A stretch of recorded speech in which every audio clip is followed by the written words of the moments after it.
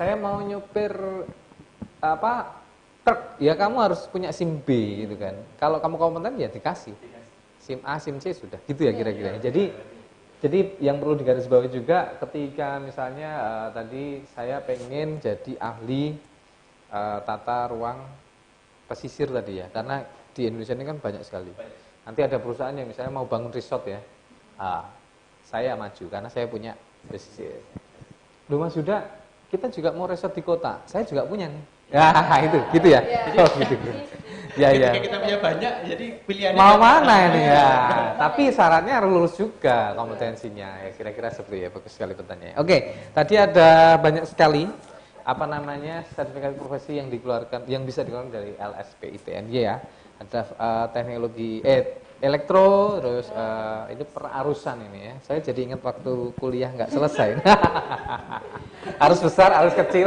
Terus saya dulu pengen elektronika, tapi sayangnya dulu nggak ada.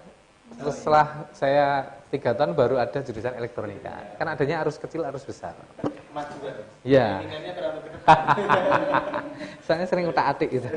Oke ya. Oke, Mbak Lulu, ini ada pertanyaan lagi nih dari saya.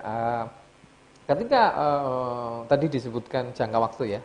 Misalnya saya sekarang nih punya sertifikat. Relisensinya misalnya tahun ini saya dapat dari ITNY. Itu berlakunya berapa lama? Harus ulang lagi atau tergantung dari pengguna, usernya, user SDM-nya. Kalau dia fine-fine aja dengan, misalnya saya daftarnya 5 tahun lagi, dapatnya sekarang, atau ada jangka waktunya. Tenornya. Jadi kalau sertifikat itu beda dengan ijazah. Kalau ijazah kan dia selamanya gitu. Selama kalau nggak hilang ya. Iya, selama nggak hilang bisa melekat terus. Nah, Okay. terus kalau sertifikat ini dia punya jangka waktunya tuh 3 tahun. 3 tahun. 3 tahun. Jadi setelah 3 tahun dia harus perpanjangan lagi. Perpanjangan lagi. Iya. Kayak SIM mirip ya. Iya, betul. SIM 5 tahun ya. 3 tahun. Nah, tapi kalau sudah misalnya sertifikasinya di LSP ITNY, nanti perpanjangannya nggak bisa ke LSP ITNY lagi. Jadi harus ke lembaga yang lebih tinggi lainnya. Misalnya lembaga P3. Kalau P3 LSP kan P1. Nah, berarti nanti sertifikasinya perpanjangannya ke P3 kayak gitu. Nah, dari situ nanti ketika sudah habis lagi ya perpanjangan lagi, entah itu mau meningkatkan keahliannya ataukah mau tetap sama hanya perpanjangan. Misalnya kayak di PWK itu ada ahli muda. Nah, ahli muda itu biasanya yang baru pengalaman 1 tahun atau 2 tahun kayak gitu. Nah, ketika nanti sudah 3 tahun dan pengalamannya sudah bertambah, nah itu bisa meningkat lagi menjadi ahli madya kayak gitu. Nanti sampai ahli utama. Artinya yang titel yang tadi banyak itu nanti berarti ada titelnya di bawah, kayak di belakang namanya. Boleh dipakai. Boleh dipakai. Tapi maksudnya itu bukan melekat titel seperti ijazah gitu. Iya. Kalau ijazah kan selamanya. Iya. Kalau ini ada jangka waktunya selama 3 tahun. Saya juga baca masa tadi ya benar ya. Sama Magister Engineering. Di luar apa di sini, Mas? Di sini. Di sini aja. Oke. Terus kalau yang belakangnya AP itu sertifikasinya. Oke. Ketika saya kemudian sama Bu Lulu pengen menjelaskan tentang itu, ketika kami juga tidak menggunakan sertifikat kan kayaknya juga ngomong doang nih. Jadi kalau Mbak Lulu apa ya? Sama, jadi kayak IAP itu semacam asosiasi perencana, asosiasi profesi perencana. Jadi siapa yang masuk situ boleh ikut sertifikasinya IAP seperti itu. Nah, kalau yang di ITNY nanti sertifikasinya di LSP ITNY seperti itu. Oke, tambahin sedikit Mas. Kalau yang LSP ITNY itu hanya untuk mahasiswa ITNY, nggak boleh mahasiswa lain. Hanya mahasiswa ITNY. Kemudian kalau yang asosiasi seperti IAP disebutkan oleh Bu Lulu tadi untuk semua ya. Jadi ketika sudah lulus besok alumni kan yang mahasiswa ITNY nggak boleh ke LSP ITNY, ke tempat yang istilahnya asosiasi profesi misalnya. Kalau yang LSP ITNY khusus untuk mahasiswa ITNY ya. Selama masih jadi mahasiswa boleh. Tapi kalau udah alumnus berarti harus ke yang lain. Seperti itu ya. Sambil kita nunggu respon lagi, barangkali mau tanya-tanya Tribunus dan Akademia ITNY yang baru-baru. Nah, ini kalau kita ngomongin yang kekinian dulu nih. Ini ketika menerima mahasiswa baru, biasanya materinya ini disampaikan di awal ada ospek, masih ada ospek nggak sih? Orientasi lah, orientasi ya pembekalannya. Ospek itu kesannya banget ya. Jadul. Kesannya negatif ya. Saya karena banyak itu. Tapi orientasi lah ya, pembekalan. Itu disampaikan nggak, Mbak Lulu? Untuk pengenalan mahasiswa baru itu sudah langsung ini dikenalkan bahwa ITNI itu punya LSP itu loh. Okay. Nah, nanti misalnya kalau mau sertifikasi, mau lulus itu sertifikasi dulu ke LSP. Jadi memang di awal itu sudah dikasih pembekalan, pengenalan dengan LSP.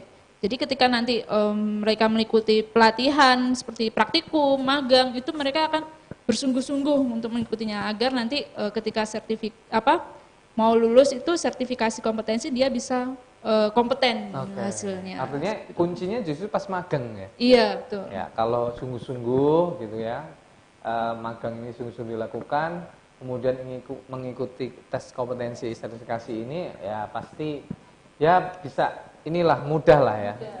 Tapi kalau hampir sama. Ya, kalau magangnya ya nggak niat ya masalah nanti.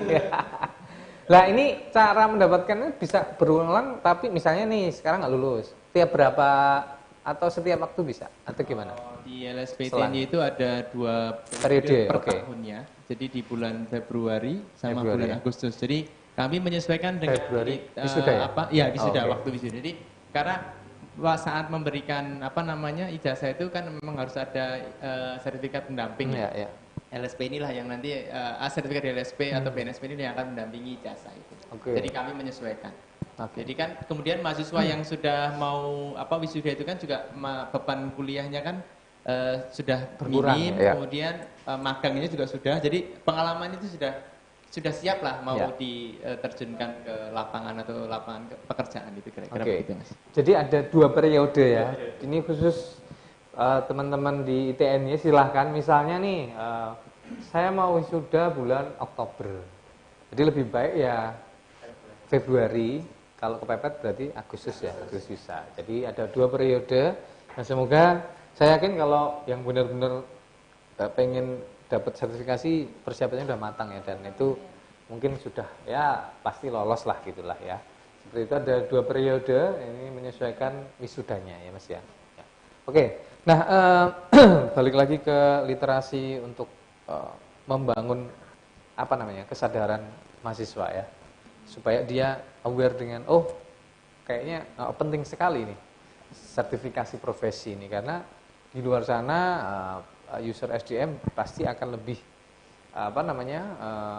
mantap gitu merekrut teman-teman yang dibekali dengan sertifikasi profesi. Nah, kira-kira respon mahasiswa seperti apa sih Mas?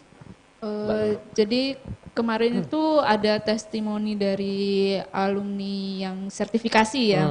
Seperti itu. Mereka itu ternyata ketika melampirkan sertifikat kompetensi itu di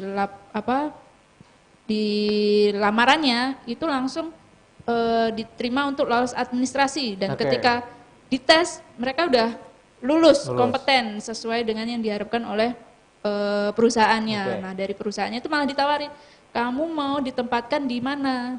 Di supervisi kah? Ataukah di yang quality control-nya kah? Ataukah yang di bagian teknisnya seperti itu. Jadi malah itu membuka peluang besar kamu mau ditempatkan di mana ketika nanti bekerjanya. Nah, hal itulah yang bisa meningkatkan kepedean atau rasa percaya diri lulusan ITNY itu agar bisa. Artinya peluang naik grade-nya itu tinggi ya? Iya. Maksudnya tadinya misalnya nggak pakai sertifikasi ya, dia mungkin levelnya MT di bawahnya gitu ya. Tapi kalau kemudian ada sertifikasi profesi, ya udah kompeten, ada nilai tawar bergeningnya ya. Termasuk nanti bergening soal salary ya. Wah, itu penting sekali. Itu harus percaya diri loh. Iya, itu karena lulusan dulu ya, zaman saya itu katanya dulu kalau lulusan sini itu kalau soal nego salary malu-malu.